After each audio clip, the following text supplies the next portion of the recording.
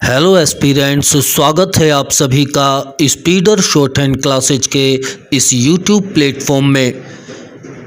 दोस्तों, रेडी हो जाएगा डिक्टेशन लिखने के लिए 5 सेकंड में।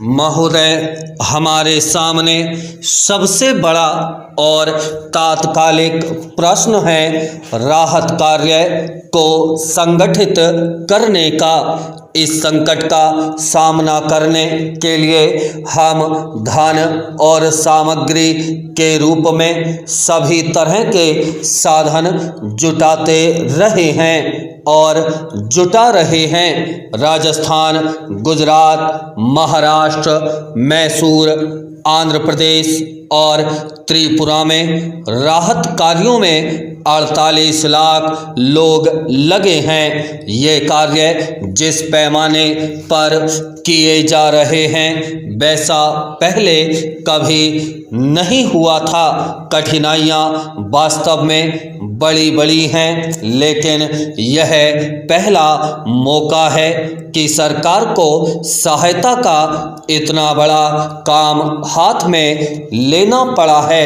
लगभग 90,000 विभिन्न राहत कार्य चलाए जा रहे हैं। सबसे ज़्यादा कठिनाई जल आपूर्ति के अभाव की है, जिसे दूर करने के लिए कुछ कदम उठाए गए हैं। कुएं खोदने, रिग्स के उत्पादन और पानी को जगह जगह पहुंचाने के लिए परिवहन व्यवस्था के वास्ते ऋणों और अनुदान के विशाल कार्यक्रम शुरू किए गए हैं। पशुओं से संबंधित मुश्किलें भी हैं। सहायता शिविर खोले गए हैं। वनों से चारा जगह जगह पहुंचाने के लिए सरकारी सहायता या कर्जे की व्यवस्था की गई है। हम चारे की नई किस्मों की खोज का भी प्रयास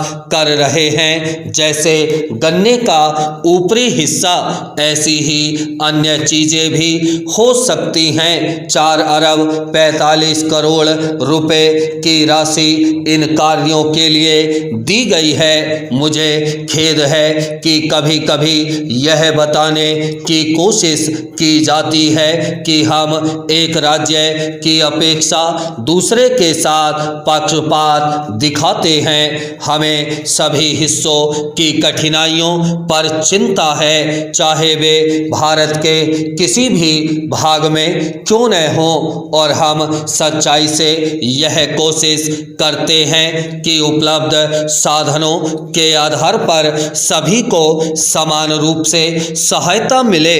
ब्रह्मचेंज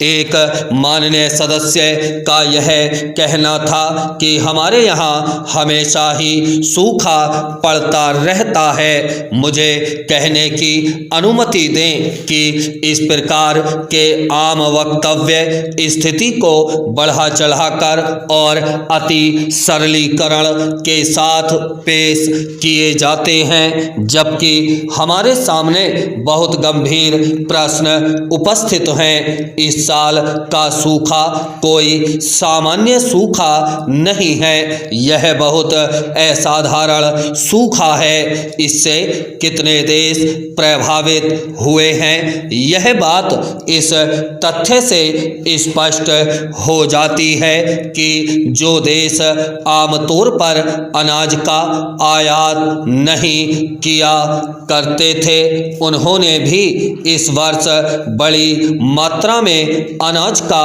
आयात किया है।